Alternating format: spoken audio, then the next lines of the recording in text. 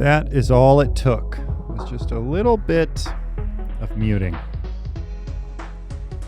Hello, welcome to My Therapist and I, except, oh no, there's no therapist. It's just me. It's just I, which probably going to disappoint some of you, but hey, that's kind of what life is, right? Just kidding. Dr. Steve is off doing Dr. Steve things. He's traveling for work, doing some keynote speakings, making the big bucks probably. So I figure that we just take this time to do a solo episode and check in. So don't worry, I will be quick. But the first thing I do want to talk about is, I know I talked about this in the first couple of episodes, and Dr. Steve got a little uncomfortable and he was like, I don't like this, stop doing it. But like, he's a much bigger deal, which, let me pause. This is probably exactly what he would love me to say, although he would claim that he wouldn't. I feel like this is exactly how like academics and professors are. They're like, I really don't like the attention, but they're like, yeah. Talk about how great I am. He's like really renowned in his field. And we're talking about discernment counseling last episode. I looked it up.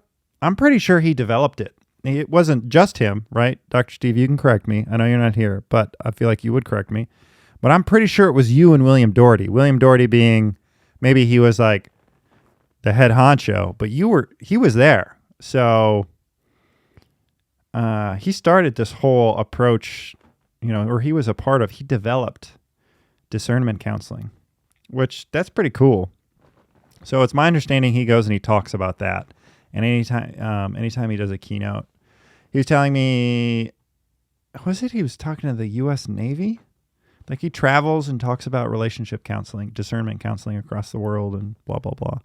So pretty cool stuff. I commend you, Dr. Steve, for, you're doing equally cool things. You're going around the world talking about this couples therapy approach that you developed.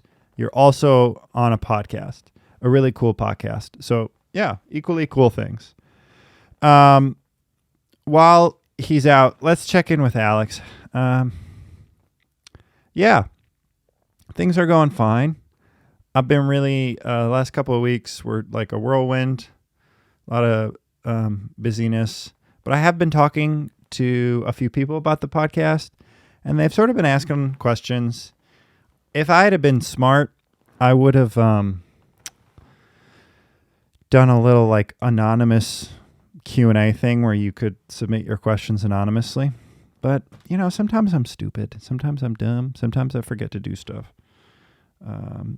So instead, I have some notes here on my notes app, and we're just going to plow through them, and we'll call it a day.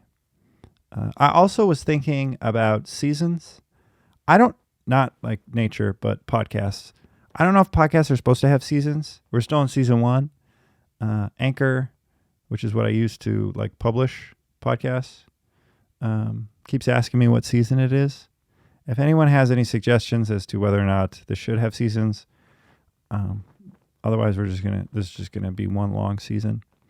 I was in Los Angeles recently for work, and I got to connect with a bunch of friends that I hadn't seen in a while, and I had a really cool lunch with one of them, and we were talking about this podcast, and they shared with me their one experience with therapy. And the reason I bring it up is because this person was like really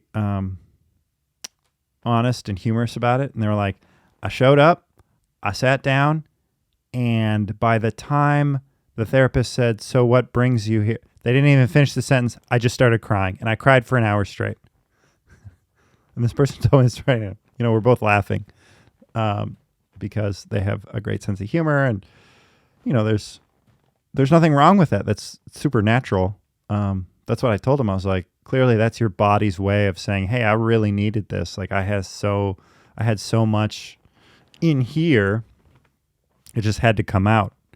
And I think the person who was telling me this story, my friend, was equal parts like confused and like confused as to why their body was doing that. Like they had no rational reason to be crying and they couldn't stop. It was something that they could not control.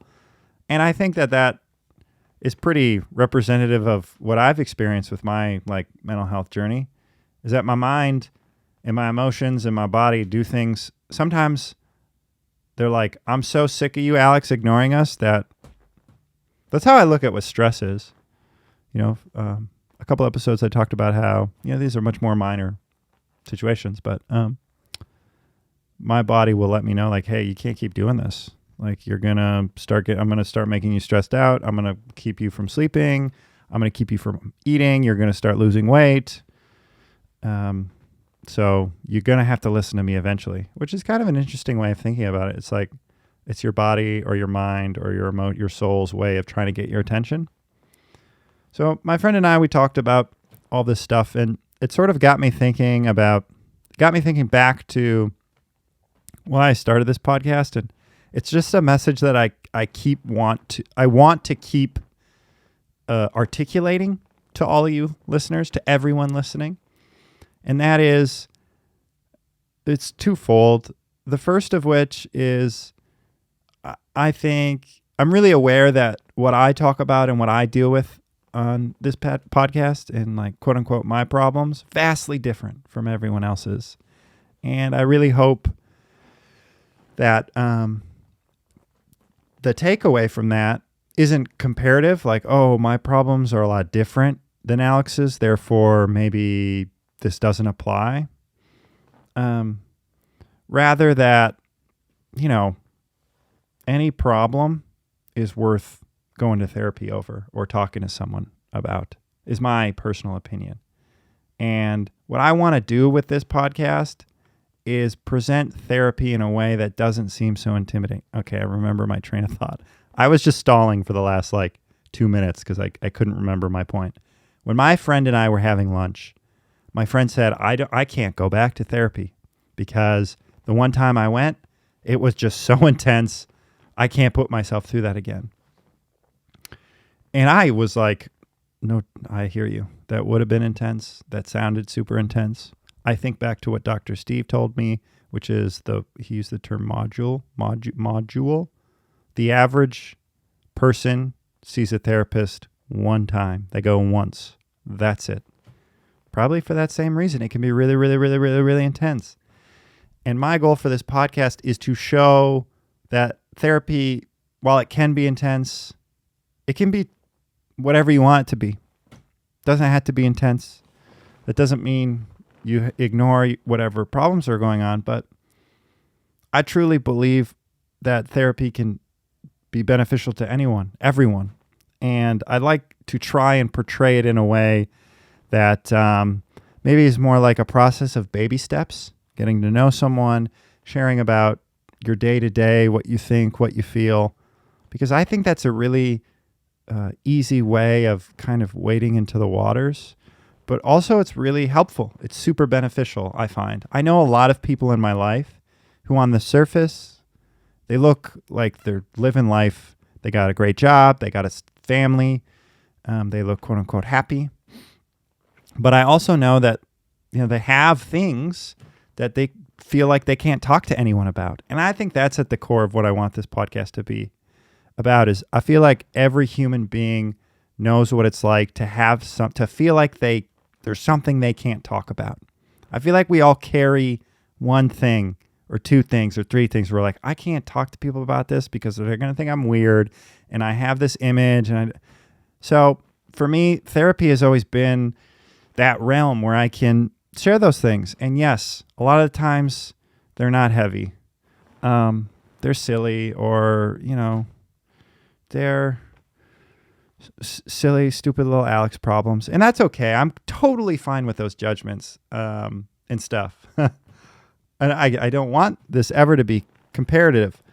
But I think that there are other things too that people have that might feel silly, but they still want to talk about them. And therapy is a great place, a judgment-free place to talk about whatever it is that you feel like you can't talk about. And maybe, after doing it, you find out that you can talk about it. And there's other things that you discover you want to talk about and you've been avoiding. And it's just, I think it's one of those things where the more you do it, the more benefits you get. And going out to Los Angeles and having conversations with people about the podcast really just reaffirmed my core belief about this idea here.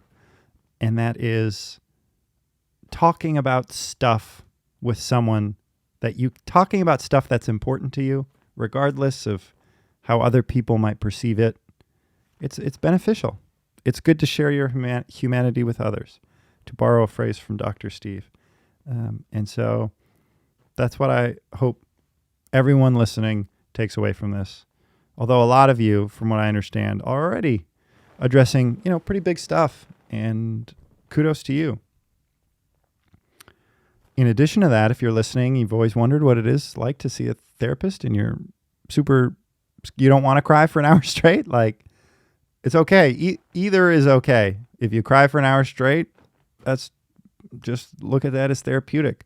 But also, if you just want to talk about, maybe there's a person at work who's been driving you crazy, I think that's a totally awesome thing to talk to your therapist about.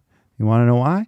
Because, hey, what if through working with your therapist, you build up the courage to approach this person and tell them how you feel, and from it blossoms a wonderful working friendship relationship. You climb the corporate ladder, you become successful. Like, you know what I'm saying? I just feel like the more you put, the more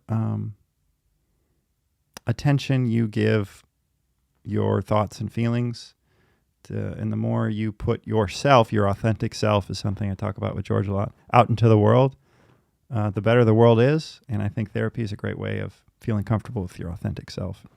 So that was number one. Sorry, that was number one and number two. Look at me go. Another conversation I had to deal with, someone asked me about my history with panic attacks. And I think the really direct question was, how did you manage them? When did they go away? How did you keep them from, how did you get them to stop? Which, they just sort of, to answer that question, as I told my friend, they just sort of stopped on their own. I don't know what caused them to stop. I think I became slowly more comfortable with the fear that was sort of driving the panic attacks. And I don't know if that's one of those old adages, time heals all wounds or whatever. But we were discussing the idea of panic attacks and how they come to be. And I think when he asked me, how do you control them? I remember just saying, I never could stop them. To me, panic attacks were always, it was a fear that I had, a what if. And the what if would just get out of control. And it would consume me and I would begin to panic. And so, as I told my friend, I think at the core of panic attacks is just a singular fear. Whether, in my case, it was the fear of dying, but I think more specifically, I was afraid of being alone and being so isolated and thinking I'm dying alone, right? Where it's I just want someone to, I wish someone would have been there to be hey, you're okay, you're safe. Instead, the loop was, you're dying, you're going to die alone, you're going to fall over, no one's going to be here to resuscitate you, this is it, say goodbye. And super scary, very scary. And that was the loop. And when I was going through that loop, it was never okay, I'll talk myself down. As I got older, I realized oh, this is happening. I can't stop it. I can acknowledge that it's existent, acknowledging that it's here, and just sort of ride this wave and ride it out, which is much easier said than done. Long story short, I look at panic attacks as kind of like a hurricane. It's just one of those things that's got to pass, and there's going to be waves of it. You might reach the eye, the center where you think you're fine, and then boom, it hits you again. But ultimately, it goes away. And more importantly, for me, the work was talking about that fear. Anytime I could talk to someone about the worst thing that was going on in my head and really articulate it to someone, that made me feel better. And I think talking about that is what allowed my brain to relax a little bit, because the more I talked about it, maybe the less afraid of it I got. So if anyone out there is experiencing panic attacks, that was my journey with them, was just sort of like working to identify, like, okay, hey, what am I really afraid of? What's the thing that I think is going to happen that scares me more than anything else in this world? And sort of like working through that with a therapist, like Dr. Steve. I wrote this down. I don't know. God, this is weird. This is why I need Dr. Steve to like wrangle me. But I can't remember the last time I had a panic attack. Honestly, that was a question my friend had. It was the last time you had one? And I can't remember. I get anxious to this day. There'll be times where I can feel it. You know, I feel it's just like a familiar feeling, right? It's kind of like, oh, I remember you. It never like completely takes over, but maybe sometimes I'll start pacing or something like that. But I was thinking on my drive home, it's like an interesting social experiment. Probably the last time I had a panic attack was when I got really high. Smoking weed for whatever reason would, like, I'm sure people listening could relate to this.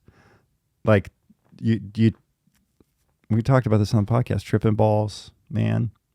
But getting really high was a surefire way of me going into this throw of anxiety. So I was thinking how funny of a social experiment it would be for me to sit here with Dr. Steve and get really, really high and then have a panic attack and him observe. But that probably sounds a lot worse as I say it out loud than it does in my head. Because it's no fun to have a panic attack. So why would I bring that upon myself? But the reason I talk about this now is because I was asking myself, well, okay, what was the root cause when I did have those panic attacks or those moments when I was under the influence of THC and Delta 9 or, Omega CBD, whatever it is. And for me personally, again, it was a singular fear. I did not like being out of control. I did not like the fact that I could not control how I felt, that there was this substance that was causing my brain to, think differently and focus on things. And I just didn't like being in control. And the feeling of being out of control, my own, capacity of being in my facilities. How do you say that? Being in control of my facilities. That was so unsettling that's what would trigger my panic. So, if I guess my mastery brain, as Dr. Steve would call it, if it wanted to handle that, it would say, okay, let's do some therapy work on, I want to be more comfortable when I'm high as balls. So I want to come to terms with this fear of being out of control. And I want to be more comfortable with just going with the flow. I think that's something that I really struggle with, is this idea that there's nothing that I can do and I just have to kind of succumb to the present, to the situation at hand. And just because it's different doesn't mean that it's bad. And just because it's different doesn't mean like it'll be like this forever. It has its beginning, it has its middle, it will have its end. Trust that everything will be okay. Ride the wave out. I've never been that type of person. That's why I take Prozac. So it helps me kind of, I think, be more accepting. It probably honestly speaks to some of the themes Dr. Steve and I talk about in terms of acceptance and mastery and all that stuff. And yeah, so I don't think I'll do that. I don't think Dr. Steve would like if we did. I've never gone to therapy high in my life. I don't think I ever have. Which you might be like, wow, cool, good. That's a really big accomplishment. But, I been going to therapy for 16 years. And, through college. And I went to Madison, Wisconsin. So I feel like there's a little bit of credit there.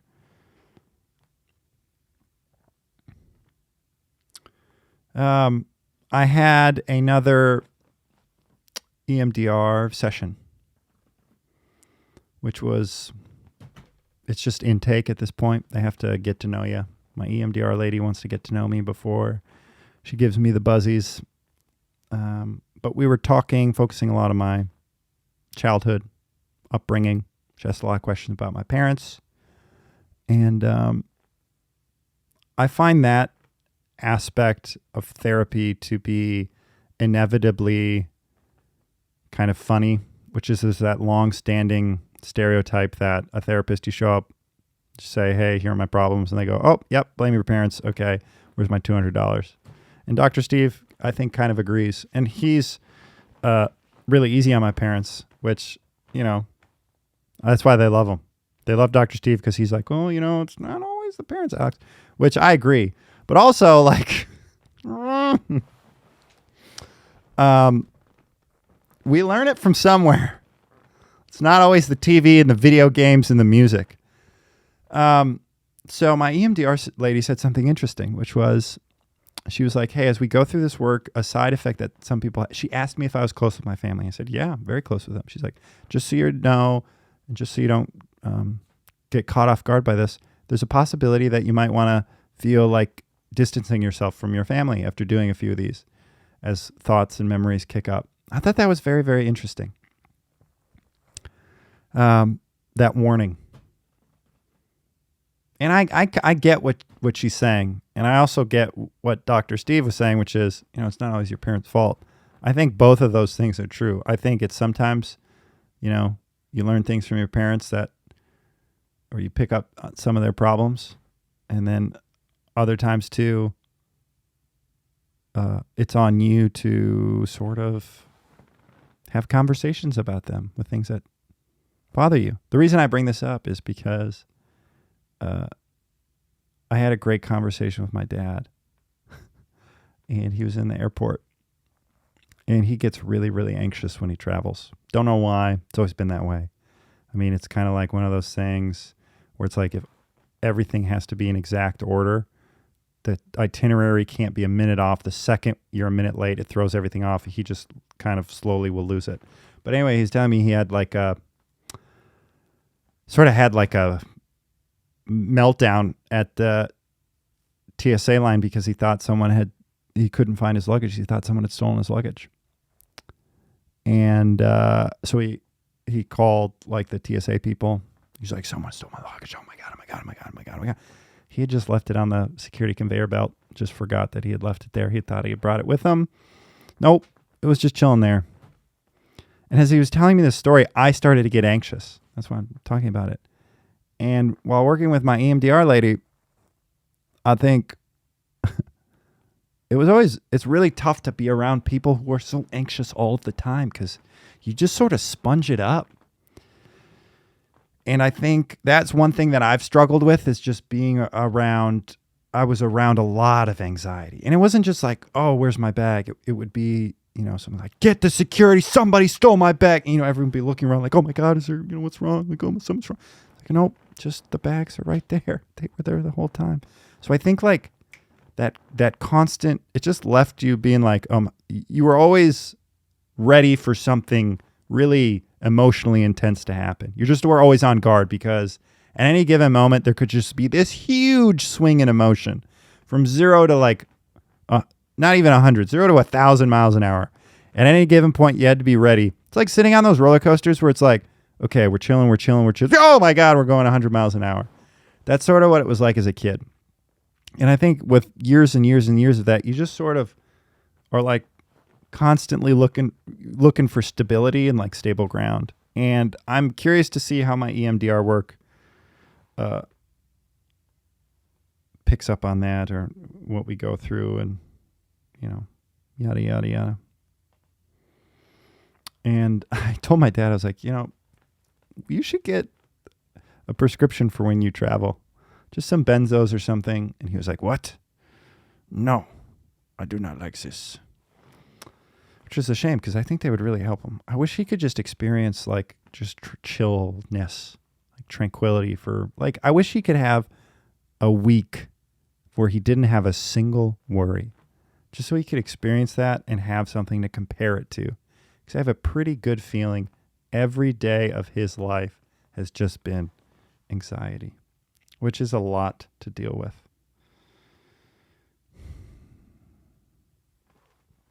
That's everything on my list, which I think is for the best, because these Dr. Steve-less episodes, you never really know how they're going to go. For everyone wondering, my Hands of Time Cup, which I had talked about, Dr. Steve, went very well. It was awesome. We raised over $10,000 for the Hendrickson Foundation.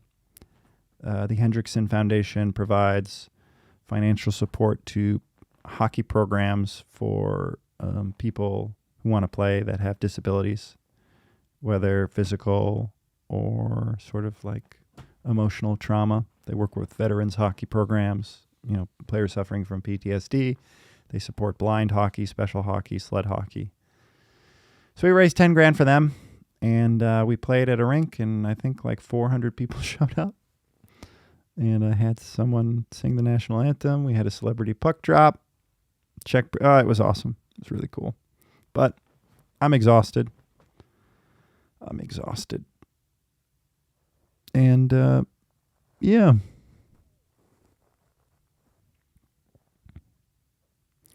The silence. That particular pause was for Dr. Steve's daughter, who hates silence, if I recall correctly. She was chirping us because we had awkward silence in our episodes. So that goes out to her. I'm going to wrap this one up. So in conclusion, I think everyone should look at therapy as intense or as not intense as they want it to be. Doesn't have to be intense, but it can be. It's your call. Take your little floaties if you need them. Step on into the pool. Hang out do some doggy paddles. And then if you're ready, take the floaties off and go a little bit further in. But I think it's really good for everyone to get in the pool. That's just my 2 cents. Okay, well, see you. I don't know. That is what I wanted to bring up. Dr. Steve's schedule is really crazy the next couple of weeks. So there is a chance that we take a break. And I want to give you listeners a heads up. There's a chance we go a week without an episode. If that occurs, don't worry, everything's fine. It most likely will be that next week, if it happens, there won't be an episode. But we'll be back, regular scheduled programming soon thereafter. So thanks for listening. If you do have any questions at any time, please start sending them in, because I have a feeling these solo things are going to happen more and more. And I need fodder. I need ammo. I need go-tos. Okay. As always, stay happy, everyone. All right. Bye.